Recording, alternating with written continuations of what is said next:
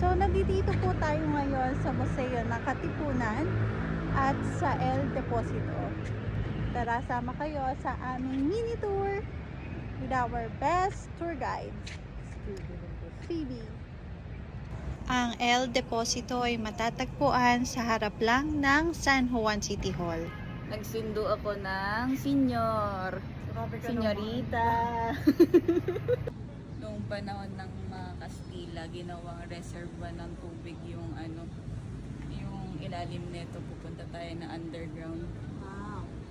Entrance is free, pero they are accepting donations. Para kasi siyang tanin.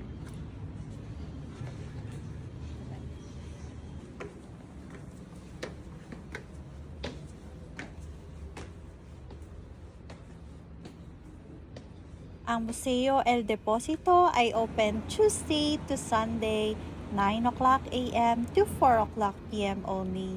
Welcome sa Museo El Deposito sa San Juan. Dito natin malalaman ang kwento ng Carriedo Waterworks, ang kauna-unahang modernong water system sa Maynila. Malalaman natin kung paano ito tinayo noong panahon ng mga Espanyol at kung paano ito nagbigay ng malinis na tubig sa libo-libong mamamayan. Kasi tawag dito, kinukuha nila yung tubig na nanggagaling sa Pasig River din doon. Tsaka yung mga tubig ulan. Tapos ini-imbak nila dun sa pupuntahan natin mamaya. Ayun yung kinukuha ko sa ML dun sa Brol.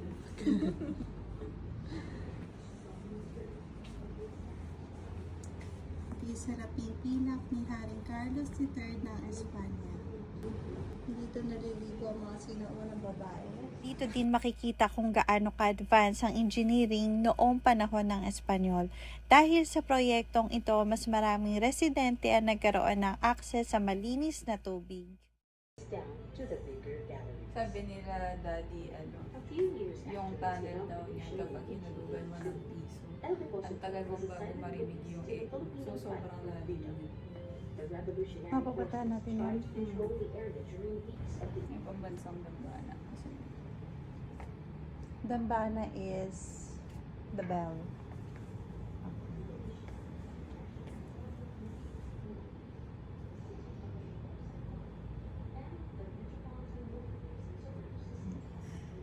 Kita nyo pa yung mga bala. Makikita rin dito ang iba't ibang artifacts tulad ng mga lumang bote, ceramic shards, water hydrants, helmet, at iba pang kagamitan na nahukay sa lugar. Ang bawat isa ay may kwento tungkol sa kasaysayan ng El Deposito. Ang mga ito ay nagsisilbing ebidensya ng kasaysayan ng unang modernong water system ng Maynila at kung paano ito naging mahalagang bahagi ng buhay ng mga tao noon. Taytay, Marikina, Montalban, Navaliches. Ayan, so kailangan natin mag-wear ng head protection or safety helmet kasi may mga tumutulong tubig na din. Tapos may mga nakausling kagamitan.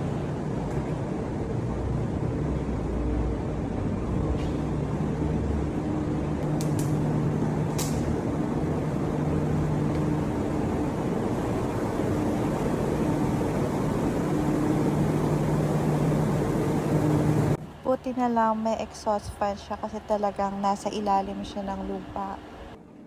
Magtulog tayo ng piso? Medyo mainit, madilim.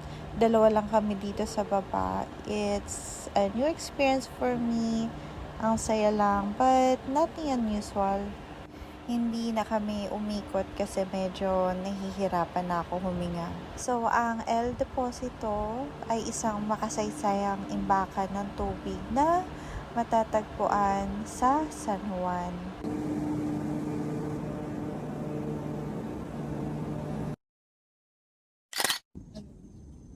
Tingnan mo yung kalabutan. May dulo yung padilim na ng padilim. Oo, tingnan mo, hindi na ako tumuloy kasi Saka mas mahirap huminga habang paano. Ang Sesquicentennial Youth Exhibit sa Museo ng Katipunan ay isang espesyal na exhibit na inilunsad bilang bahagi ng paggunita sa ika-150 anibersaryo ng kapanganakan ng mga bayani at mahalagang pangyayari sa kasaysayan ng Pilipinas. Layunin din itong ipakita sa kabataan ang kahalagahan ng katipunan, nasyonalismo at pagmamahal sa bayan sa pamamagitan ng mga makabagong exhibit, larawan, impormasyon at interactive na presentasyon. Ewan ko may sa may Santa Mesa, tsaka sa may, basta pagitan siya ng Santa Mesa tsaka ng San Juan, parang dudugtong siya. May pinatay daw doon na Pilipino. Ng Kastila, dati. Ito ang museo ng Katipunan.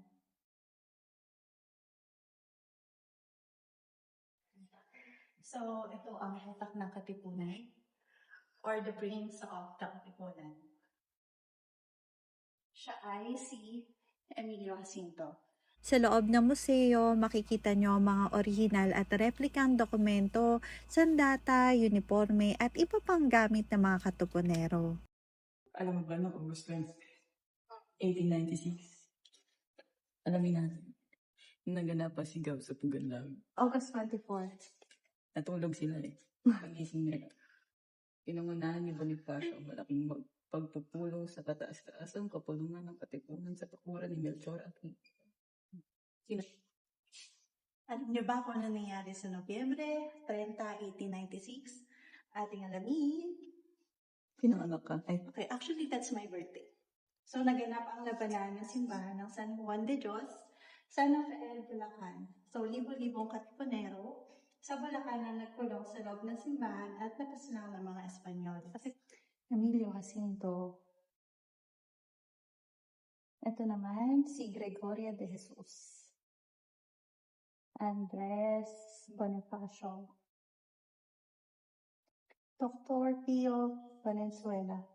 Ang museo ay unang binuksan noong 1996 at kalaunan ay inayos at pinalawak upang mas may pakita ang kasaysayan ng Katipunan at ng Rebolusyong Pilipino. Ang pinaglabanan kasi talagang doon sila naglaban. So, pinaglabanan. Ang pinaglabanan doon po nang matake yung mga katipunero. Kasi doon nakalapit yung El Pulpurin. Yun po yung storage ng mga weapons ng mga Kastila. So, sila Bonifacio, strategically, yun yung unang nilang pinatake, El Pulpurin. Then, after nila makakunanos, sila nakalaki ng yung Pilipinas. Unfortunately, yung mga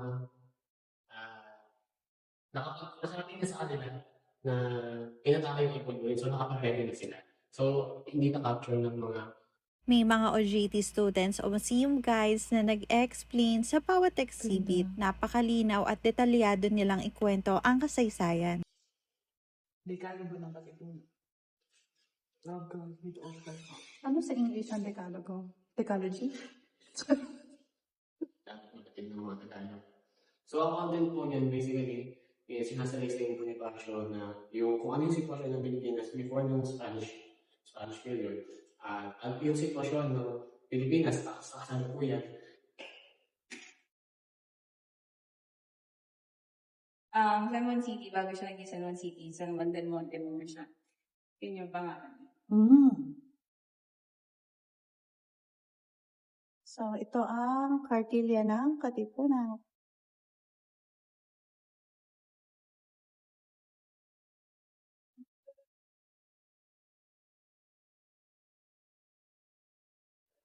Pinunod na nila yung dedo na nila.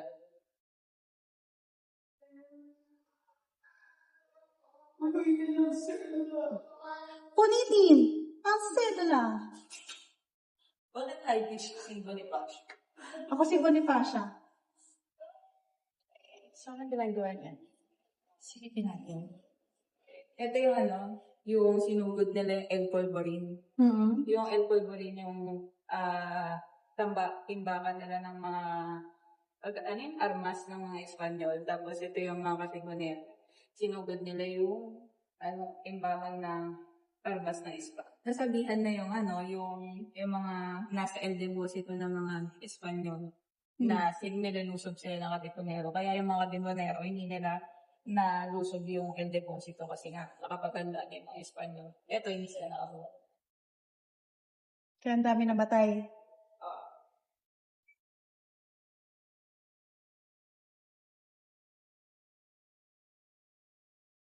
Malaman kasi, anong laban kasi ng mga mastik nila? Sa mga barel.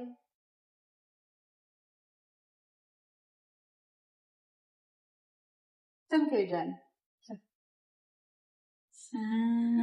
Ay, hindi makita. Ay, Marikina. Hmm. Laguna, Divide. Actually, dapat naging ganyan na lang yung pangalan na Marikina, pero mas maganda siya. Parang pares-peres-peto.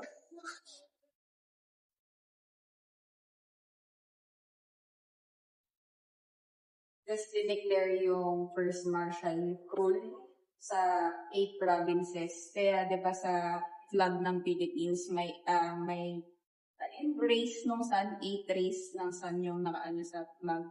Yun yung yun yung 8 provinces na naunang nag-ano ng parang maripaglaban sa kapayapaan. Yung iba. Quezon, Ah. Bulacan, Pampanga, Nueva Ecija, Tarlac, Cavite, Batangas, sa Banat. Napag-aralan ko dati yan sa Civic at Culture. Di ba yung start? Luzon, Visayas, Mindanao. Tapos may Mm. sun, tapos may 8 races ng sun. Yes. Nagsisimulize yun ng 8 provinces. Nanguna sa Sa war.